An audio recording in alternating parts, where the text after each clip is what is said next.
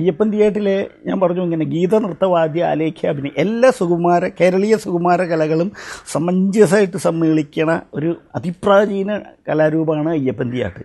അപ്പോൾ അതിൻ്റെ ഒരു പ്രത്യേകത എന്താ വെച്ചാൽ കളമെഴുത്ത്. അയ്യപ്പൻ തിയേറ്ററിലൊരു പ്രധാന ഇനമാണ് കളമെഴുത്ത്.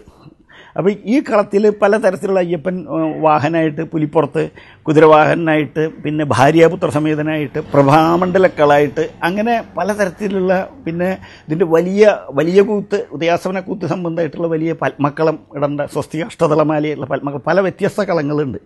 ഇതിങ്ങനെ ഇട്ട് ശീലം. അപ്പോൾ നമ്മൾ വാസ്തവത്തിൽ ചിത്രകല പഠിക്കുന്നില്ല, പക്ഷേ കളം ചിത്രകലയാണ്. ആ ചിത്രകലയിൽ നിന്ന് കളമെഴുത്തുനിന്ന് ചിത്രകലയായിട്ടൊരു ബന്ധമുണ്ടേനും. അങ്ങനെയാണ് നമ്മൾ ഇതായിരിക്കുന്നത്.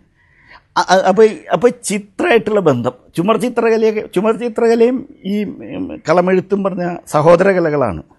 ഇതേപോലെ തന്നെ പാട്ട്, അയ്യപ്പൻ തിയേറ്ററിൻ്റെ കളംപാട്ട് എന്ന് പറഞ്ഞാൽ സോപാന സംഗീതത്തിൻ്റെ ഒരു പ്രത്യേക കൈവഴിയാണ് അയ്യപ്പൻ തിയേറ്ററിൻ്റെ കളമെഴുത്തുപാട്ട്.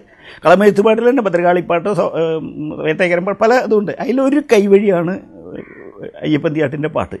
ഇതിലും പല ഇങ്ങനെ രാഗങ്ങളൊക്കെ മിന്നിമറിഞ്ഞ് പോവുക. അപ്പോൾ ഈ രാഗം, സംഗീതം എന്നുള്ളത് നമുക്ക് ബന്ധമുണ്ട്, ജന്മനുണ്ട്.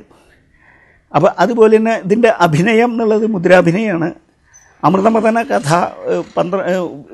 വിസ്തരിച്ചുള്ള അത് 12 ഖണ്ഡമായിട്ട് തിരിച്ച് അത് 12 പഠിച്ച് മുദ്രാഭിനയത്തിൽ ചെറുമുദ്രയിൽ മാറടക്കി കൈ എന്നാണ് പറയാം. അതായത് ഈ മാറടക്കി കൈ പറഞ്ഞ കഥകളിയിലെ വേഷം വളരെ വലുതാണ്.